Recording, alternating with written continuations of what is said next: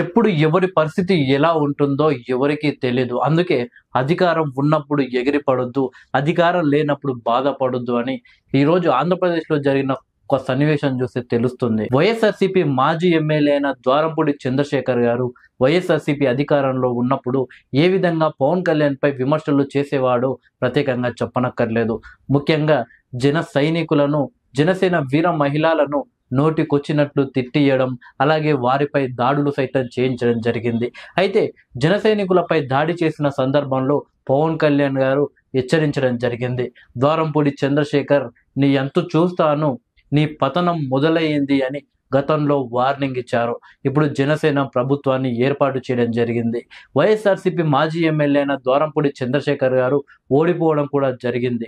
గతంలో దమ్ముంటే రా పవన్ కళ్యాణ్, నా పైన పోటీ చేసి గెలువు అంటూ పవన్ కళ్యాణ్‌కి సవాలు విసిరాడు ద్వారంపూడి చంద్రశేఖర్ గారు. అలా సవాల్ విసిరినప్పుడు నోటికొచ్చినట్లు మాట్లాడినప్పుడు మన స్థాయి ఏంటి, మనం ఎవరికి సవాలు విసురుతున్నాము, వాళ్ళ స్థాయి ఏంటి ఆలోచించాలి. అలా ఆలోచించకపోతే ఇలాంటి పరిణామాలే ఎదురవుతాయి.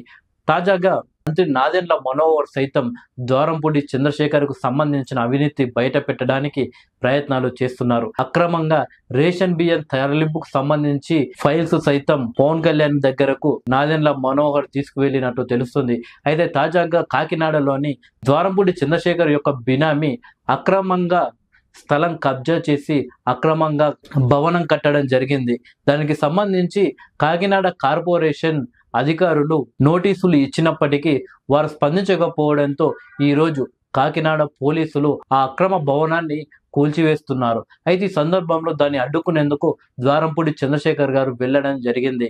అయితే ఇంతకు ముందు నన్ను ఎవరు టచ్ చేయలేరు, నన్ను ఏం చేయలేరు ఎవడు కూడా అని మాట్లాడిన ద్వారంపూడి చంద్రశేఖర్ మాత్రం ఈరోజు పోలీసులను చూసి ఉరుకుతున్నాడు. పోలీసులను అడ్డుకునే ప్రయత్నం చేసిన ద్వారంపూడి చంద్రశేఖర్ని ఎత్తుకొని పక్కకు వేయడం జరిగింది పోలీసులు. మొత్తానికి నన్ను ఎవరు టచ్ చేయలేరు అని విర్రవీగిన ద్వారంపూడి చంద్రశేఖర్ని ఏకంగా పోలీసులంతా టచ్ చేసి అడ్డొచ్చినందుకు ఎత్తుకొని పక్కకు వేయడం జరిగింది. సో ద్వారంపూడి చంద్రశేఖర్తో ఇది కేవలం మొదలు మాత్రమే అయింది.